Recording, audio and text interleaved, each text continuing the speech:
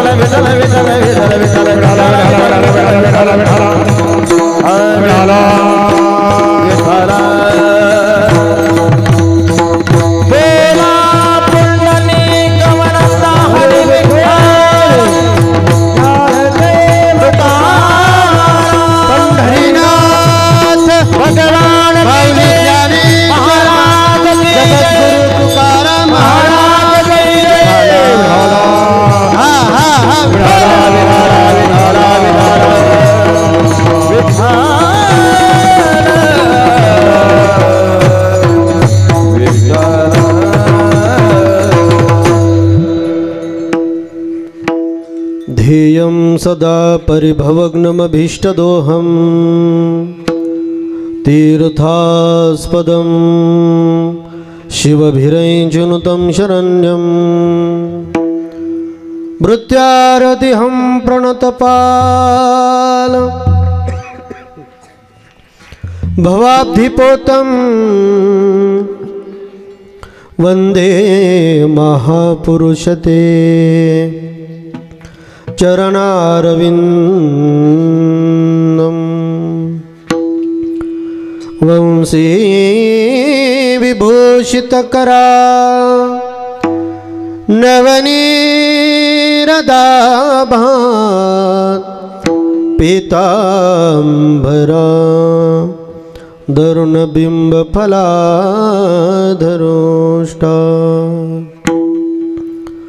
पुरनेन्द सुंदर मुखात् दरविंद नेत्रा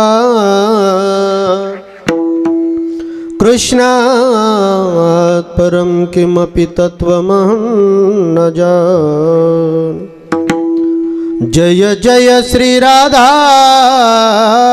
रमण जय जय नवल किशोर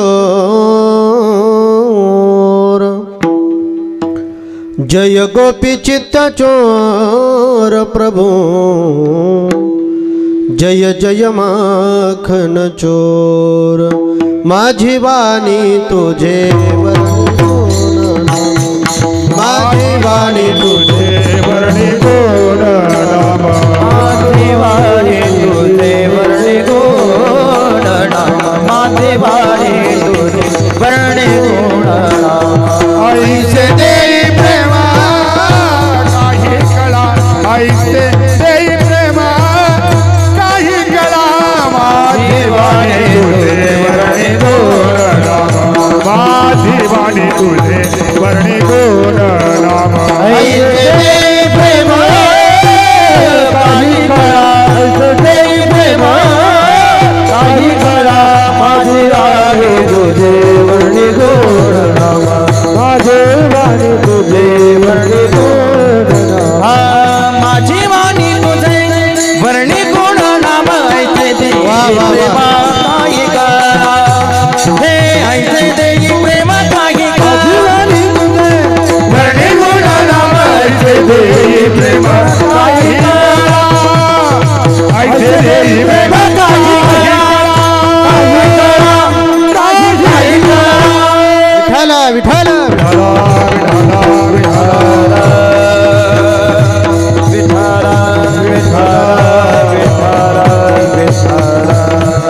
कैलास राणा शिवचंद्र मुळे फणेंद्र माथा मुकुटे झळाळे कारुण्य सिंधू भव दुःख हारे तुझ वीण शंभो मज कोण तारे तुझ वीण शंभो मज कोण तारे तुझ वीण शंभो मज कोण तारे विठाला विठाला विठाला विठाला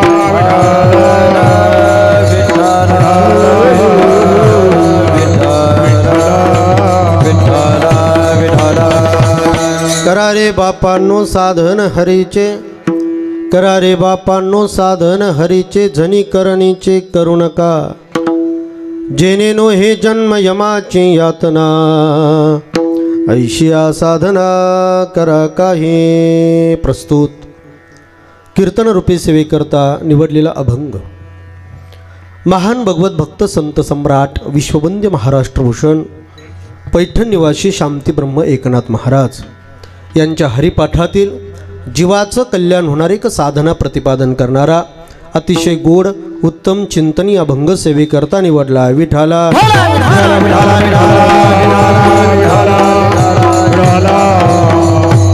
अभंग नाथबाबांचा असून अभंगातील प्रतिपाद्य विषय असा आहे.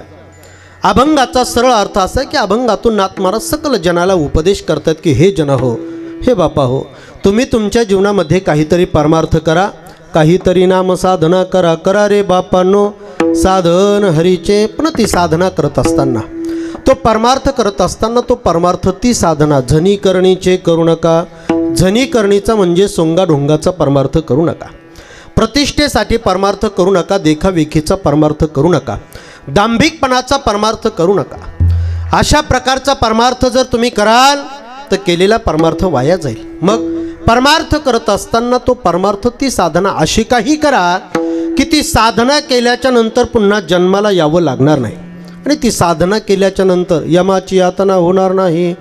जेने नो हे जन्म यमाची यातना ऐशिया साधना करा. काही अशी साधना करा. म्हणजे काय करा? कारण जगात काही एक साधना आहेत का?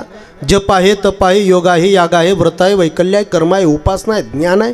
दम लागतो महाराज सांगता सांगता एवढी साधना आहेत. मग यातलं साधन करायचं कुठलं? तर नाथ महाराज पुढच्या चरणात फार गोड उत्तर देतात. यातलं एकही साधन करायचं नाही. मग या सगळ्या साधनेचं जे सार आहे ते माझ्या भगवंताचं नाम आहे. फक्त भगवत नामचिंतन करायचे. साधनांचे सार, सगळ्या साधनेचं ते सार आहे. नाम मंत्र बीज. जगात म्हणून जेवढे काही मंत्र आहे त्या मंत्राचं ते बीज आहेत. आपल्या हिंदू धर्मात 4 वेद आहेत. ऋग्वेद, यजुर्वेद, सामवेद आणि अथर्ववेद. 4 वेद आहेत. 1 अक्षरापासून तर 18 अक्षरापर्यंत वेदात मंत्र आलेले आहेत. त्याला माला मंत्र असं म्हटलं जातं. एक नाही, असे लाखो मंत्र आहेत, पण त्या लाखो मंत्राचं जर बीज काय असेल तर ते माझ्या भगवंताचं नाम आहे. साधनांचे सार नाम मंत्र बीज आत्मतत्व धरी तोचिक, म्हणून प्रत्येक जीवाने भगवंताची नामसाधना करावी, नामचिंतन करावं. का? अरे या भूतलावरचा महिमा असा आहे, या मृत्यूलोकाचा महिमा असा आहे, इथे एक यज्ञ करा, ज्ञानोबराय सांगतात तुम्हाला स्वर्गाची प्राप्ती होते. मनती संसारी जन्मीजे यज्ञाधिक कर्म कीजे आणि मग स्वर्ग सुख भोगीजे मनोहर. इथे एक यज्ञ करा, स्वर्गाची प्राप्ती आहे. पण ऐका, माझ्या भगवंताचं अंतकरणापासून एकदा नामचिंतन करा, असे कोटी कोटी यज्ञ केल्याचं पुण्य तुम्हाला प्राप्त होतं. ही भगवंताच्या नामाची ताकद आहे. कोटी कोटी यज्ञ नित्य ज्याचा नेम, एक हरिनाम जपता गडे. फक्त ते नामचिंतन करत असताना शेवटच्या चरणामध्ये नाथ महाराज सांगतात, एका जनार्दनी न घ्यावा संशय. त्या नामाबद्दल, परमार्थाबद्दल, भगवंताबद्दल अंतकरणात कधी संशय निर्माण होऊ देऊ नका. जर संशय निर्माण झाला, केलेला परमार्थ वाया जातो. का? कारण परमार्थ हा श्रद्धेचा आहे, परमार्थ हा विश्वासाचा आहे, परमार्थ हा तुमच्या माझ्या निष्ठेचा आहे. त्यातली श्रद्धा संपली, तुमचा माझा परमार्थ संपला. म्हणून आत्माला सांगतायत, एका जनार्दनी न घ्यावा संशय. मग जो परमार्थ करायचा आहे ना, निश्चयशी होय हरिरूप, निश्चयाने परमार्थ करा. मुखाने भगवंताचं नामचिंतन गा. महाराज, जर मुखाने आम्ही भगवंताचं नामचिंतन गायलं तर आम्हाला काय फल प्राप्त होईल? नाथ महाराज सांगतायत, बाबा हो, मुखाने जर भगवंताचं नामचिंतन गायला तर जन्म मृत्यूची चिंता संपून जाईल. हरिमुखी गाता हरपली चिंता, तया नाही मागुता जन्म घेणे. अभंगाचा सरळ अर्थ विठाला.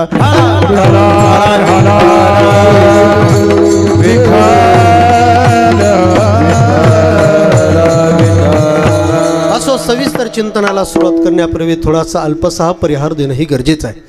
आणि तो म्हणजे असा की आज या ठिकाणी या गवते कुटुंबियातील असणाऱ्या मातोश्री कैलासवासी सौ कौसाबाई दत्तू गवते यांचे असणारं प्रथम पुण्यस्मरण वर्ष श्राद्ध, आणि त्या श्राद्धाच्या निमित्ताने आपण सर्वजण या ठिकाणी या मातेला भावपूर्ण आदरांजली समर्पित करण्यासाठी मोठ्या संख्येने उपस्थित आहात.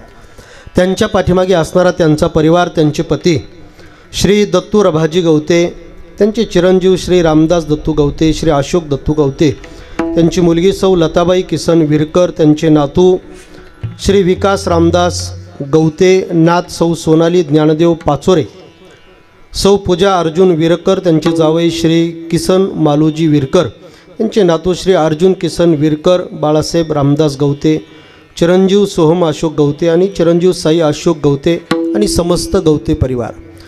या संपूर्ण परिवाराने आज या ठिकाणी एकत्र येऊन भारत देशाच्या संस्कृतीप्रमाणे आणि ऋषीमुनींच्या परंपरेप्रमाणे या विधीचं आयोजन आज या ठिकाणी केलेलं आहे.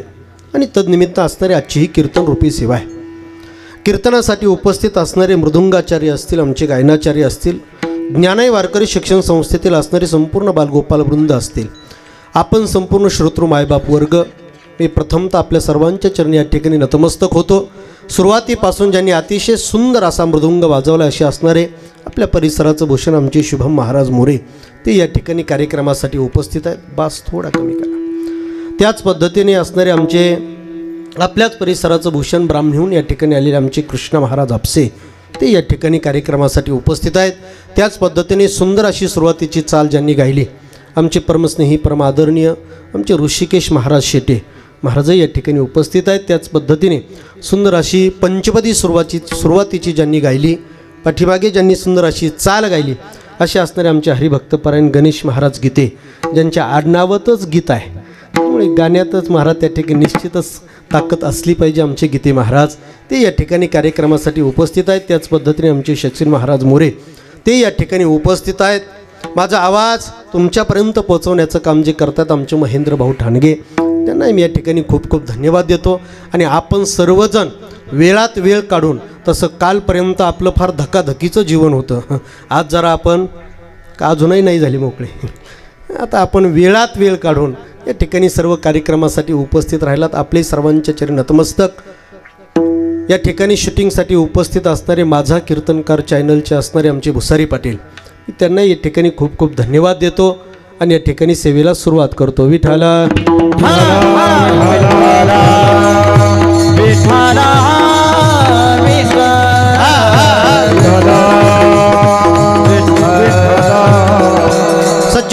आजच्या गवते कुटुंबातील असणाऱ्या मातोश्रीचे प्रथम पुण्यस्मरण आहे, वर्षश्राद्ध आहे. या श्राद्धाच्या निमित्ताने आदरांजली समर्पित करण्यासाठी आपण एकत्र आलेलो आहोत. आजचा दिवस या मातोश्रीसाठी जेवढा महत्त्वाचा आहे, मला असं वाटतं त्याहीपेक्षा कुटुंबासाठी अत्यंत महत्त्वाचा आहे. कारण आजच्या दिवशी या कुटुंबातून जेवढं काही अन्नदान घडणार आहे, जेवढं काही वस्त्रदान घडणार आहे, जेवढं काही ज्ञानदान घडणार आहे, जेवढं काही अर्थदान घडणार आहे, त्याचं एक सत्कर्म तयार होणार आहे. आणि त्या सत्कर्मातील पुण्याने निश्चितच या मातेला आज त्या ठिकाणी सद्गती प्राप्त होणार आहे. या न्यायाने या कुटुंबाने एकत्र येऊन आज या ठिकाणी या विधीचं आयोजन केलेलं आहे. कारण या मातेच्या कुटुंबावरती असणारं अनंत मोठं ऋण आहे. जोपर्यंत ही माता जिवंत होती तोपर्यंत त्या कुटुंबावरती तिचं ऋण आहे. मग गेल्याच्या नंतर ऋण संपतं असं अजिबात नाही महाराज. त्याच्यानंतर या कुटुंबावरती या मातेचं ऋण आहे. जन्माला आल्याच्या नंतर प्रत्येक जीवावरती शास्त्र सांगतं 3 देवतेचं ऋण आहे. पहिली गोष्ट, तुम्ही ज्या कुलात जन्माला आलात त्या कुलदेवतेचं तुमच्यावरती ऋण आहे. तुम्ही ज्या गावात जन्माला आलात त्या ग्रामदेवतेचं तुमच्यावरती ऋण आहे. आणि तुम्ही ज्या परंपरेत जन्माला आलात त्या पितृदेवतेचं तुमच्यावरती निश्चित त्या ठिकाणी ऋण आहे. या न्यायाने इथून तुमच्या पाठीमागे घरातून जे जे काही पित्र आहेत त्या सर्वांच्या कुटुंबावरती अत्यंत मोठं असणारं ऋण आहे. पण आजच्या दिवशी कुटुंबाला यांच्यासाठी जेवढं काही सत्कर्म करता येईल तेवढं सत्कर्म या कुटुंबाने करावं. कारण त्या सत्कर्माचं एक पुण्य तयार होणार आहे. आणि आजच्या दिवसाचं पुण्य या मातेला सद्गती प्राप्त करून देणार आहे. आणि संपूर्ण कुटुंब आजच्या दिवशी महाराज त्या ठिकाणी पितृऋणातून मुक्त होणार आहे. मग आज असणारा जो विधी आहे हा कृतज्ञतेचा सोहळा आहे. या मातेच्या असणाऱ्या उपकाराची परतफेड करण्याचा हा सोहळा आहे. कारण आजच्या दिवशी मातेसाठी जेवढं या कुटुंबाला करता येईल तेवढ्या कुटुंबाने निश्चित करावं. का?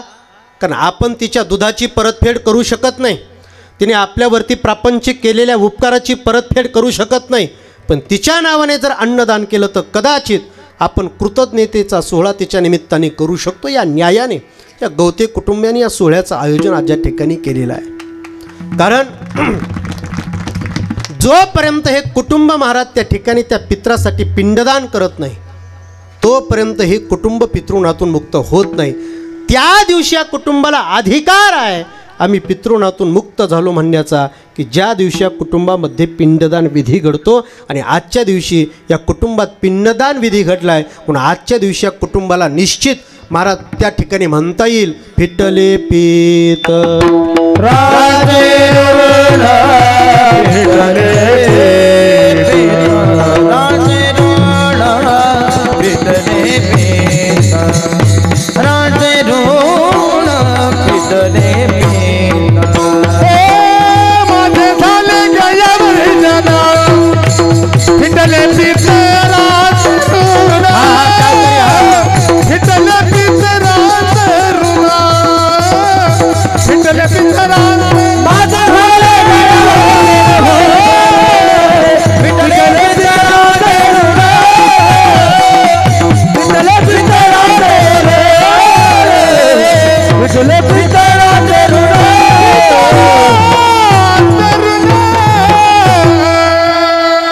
पिंडपदावरी दिला आपुले करी माझे झाले गया वर्जन.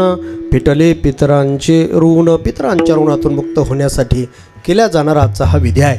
मला असं वाटतं मातेसाठी आपण किती त्या ठिकाणी अन्नदान केलं, ज्ञानदान केलं तर तिच्या ऋणातून आपण मुक्त होऊ शकत नाही. कारण माता हे तत्व या जगाच्या पाठीवरती फार वेगळं आहे. कारण डोळे वटारून तुमच्या माझ्यावरती प्रेम करणारी कदाचित प्रियसी असू शकते, डोळे मिटून प्रेम करणारी पत्नी असते, पण डोळे मिटेपर्यंत प्रेम करणारं तत्व जर कोण असेल तर ती माय असते. सज्जना, या जगाच्या पाठीवरती सगळे आपल्याला सोडून गेले तरी चालतील, पण आईने आपल्याला कधी सोडून जाऊ नये अशी प्रत्येकाची इच्छा राहते. या जगाच्या पाठीवरती कितीही गुन्हे करा, प्रत्येक गुन्हा माफ करण्याची ताकद जर कुठल्या कोर्टात असेल तर ती आई हे एवढंच कोर्ट या जगाच्या पाठीवरती आहे. माय हे तत्व फार सज्जनाव वेगळं आहे. डोळे मिटेपर्यंत तुमच्या माझ्यावरती माय प्रेम करते विषय सोडा. जरा अतिशोक्ती होईल, मंडलिक पाटील बोलू का? अरे डोळे मिटल्याच्या नंतर देखील जे तत्व आपल्यावरती प्रेम करतं त्याला आई असं म्हटलं जातं. आमचे महाराज रोज मृदुंग वाजवण्यासाठी जंगलात जात होते. सुंदर असा मृदुंगाचा रियाज करत होते. मृदुंग सुंदर असा वाजत होता. मृदुंगामधून वेगवेगळे बोल बाहेर पडत होते. कधी महाराज सरपटी बाहेर पडत होती, कधी मुखडे बाहेर पडत होते, कधी दिल्लीबाज कायदे बाहेर पडत होते, कधी महाराज त्या ठिकाणी लग्ग्या बाहेर पडत होत्या. सुंदर असा असणारा तो मृदुंग वाजत होता आणि संपूर्ण जंगल त्या मृदुंगाने मंगलमय करून टाकलं होतं. असा मृदुंग त्या ठिकाणी सुंदर वाजत होता. रोज महाराजांनी मृदुंग वाजवावं आणि मृदुंग वाजवत असताना त्या जंगलात एक सुंदर असं पाडस होतं. त्या पाडसाने तरफडत यावं, त्या महाराजांच्या समोर उभं राहावं आणि महाराज त्या असणाऱ्या मृदुंगाच्या ताला डोलावं आणि डोलत असताना आपल्या नयनामधून त्या ठिकाणी अश्रू ढाळावेत. त्या महाराजांना वाटायचं हे पाडस रोज येते, आल्याच्या नंतर माझ्या मृदुंगाच्या तालामध्ये त्या ठिकाणी रोज डोलतंय, पण रडतंय का महाराज हे काय मात्र त्यांना कळत नव्हतं. रोज मृदुंग बंद केला, त्या पाडसाला विचारण्याचा प्रयत्न केला की ते पाडस त्या ठिकाणी पळून जायचं. एक दिवस महाराजांनी ठरवलं आज काही जरी झालं तर त्या पाडसाला त्याचं उत्तर विचारायचं. महाराज जंगलामध्ये गेले. गेल्याच्या नंतर सुंदर मृदुंग वाजवायला सुरुवात केली. मृदुंग असा काही वाजत होता की महाराज त्या ठिकाणी असणारे पक्षीसुद्धा स्थिर झाले होते, चरणारे प्राणीसुद्धा स्थिर झाले होते. ते पाडससुद्धा रोज ठरल्याप्रमाणे तरफडत महाराजांच्या समोर आलं होतं. आता मृदुंगाच्या तालामध्ये सुंदर डुलत होतं आणि डुलत असताना त्याच्या असणाऱ्या नयनामधून अश्रू खाली येत होते. महाराजांनी मृदुंग थांबवला आणि त्याला थांबण्याची आज्ञा दिली. थांबलं महाराज ते पाडस. त्या पाडसाला विचारलं का रे बाबा, रोज माझा मृदुंग वाजतो, तू माझ्या मृदुंगाच्या समोर येतो, तुला मृदुंग आवडतो का? तुला माझ्या मृदुंगातला ताल आवडतो का? माझ्या मृदुंगातला बोल आवडतो का? की तुला मी आवडतो? त्या पाडसाने सांगितलं महाराज मला तुमचा मृदुंग नाही आवडत, मला तुमच्या मृदुंगातला बोल नाही आवडत, महाराज मला तुम्ही नाही आवडत. मग इथे येऊन रोज रडतो का? महाराज ज्या कालात तुमचा मृदुंग वाजतो ना त्या कालात मी इथे येतो आणि माझे अश्रू ढाळतो.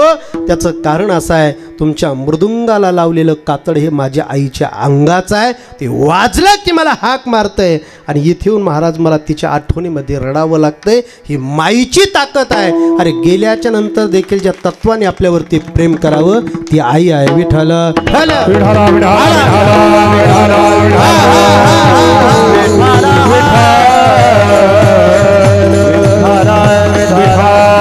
अशाच्या माईचा असणारा आजचं या ठिकाणी वर्ष श्राद्ध पुण्यतिथी विधी आहे. म्हणजे गवते कुटुंबियासाठी महाराज त्या ठिकाणी फार मोठा असणारा एक मोठा वाटा आज या ठिकाणी यांचा पुण्याचा आहे की निश्चित या मातेला त्या ठिकाणी सद्गती प्राप्त करून देण्याचं काम करते. म्हणून यांना मी देईल तेवढे धन्यवाद या ठिकाणी थोडे आहे.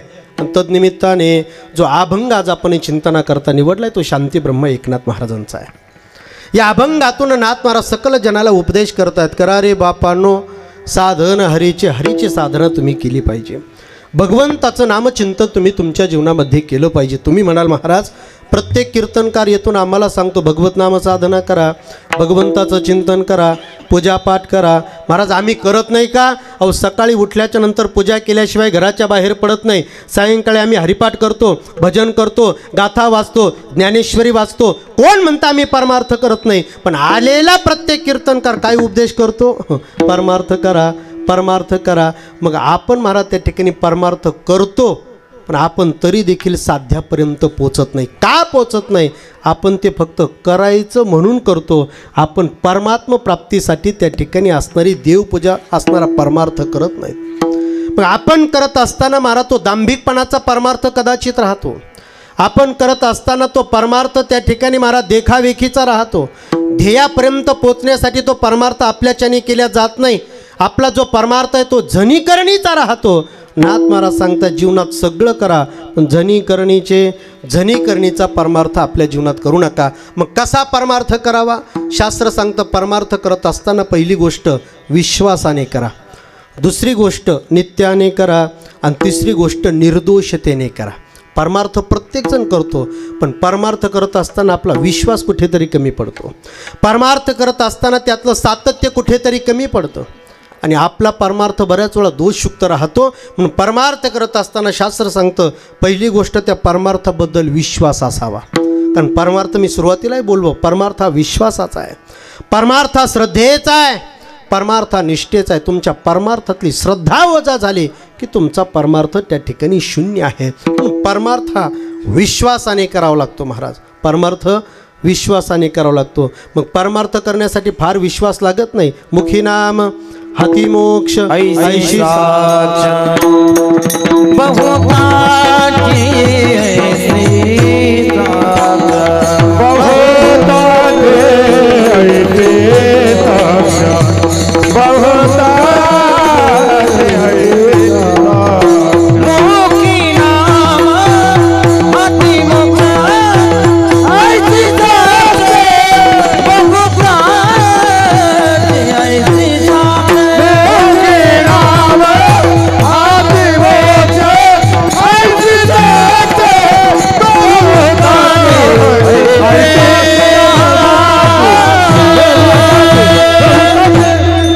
मुखी नाम हतिमोक्ष ऐशी साक्ष बहुतांची. अरे मुखाने जर मी भगवंताचं नामचिंतन केलं तर मोक्ष माझ्या हातात असेल. हा विश्वास परमार्थ करताना असावा लागतो महाराज. मग अतिविश्वास तरी चालतो का?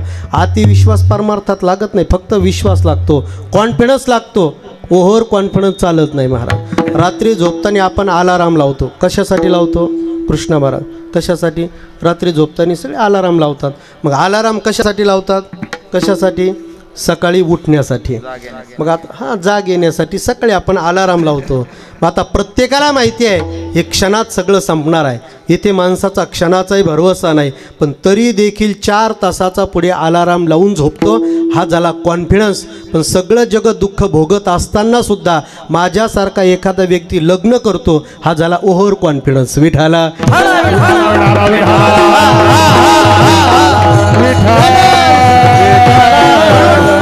परमार्थात ओव्हर कॉन्फिडन्स नाही मारा. कॉन्फिडन्स ना विश्वास लागतो. कारण परमार्थ विश्वासाचा आहे. किती विश्वास लागतो? तुमच्याही घरी लहान मुलं आहेत, माझ्याही घरी लहान मुलं आहे. आपल्याला एक सवय राहते महाराज, घरी आल्याच्या नंतर त्या लहान मुलाला उचलून घ्यायचं आणि असं वर फेकायचं. बरोबर आहे ना? असं वर फेकायचं आणि वर फेकल्याच्या नंतर ते लहान पूल हसतं की रडतो? बोला ना, काय करतं ते? हसतं की रडतं? हसतं की रडतं? हां, ते हसतं. त्यांनी रडायला पाहिजे का? कारण खाली पडण्याचे चान्सेस जास्त आहे. पण तरी देखील महाराज ते हसतं, कारण त्याला माहिती आहे मला झेलणारा खाली कोणतरी आहे. एवढा विश्वास परमार्थात असावा लागतो. विठाला ठाला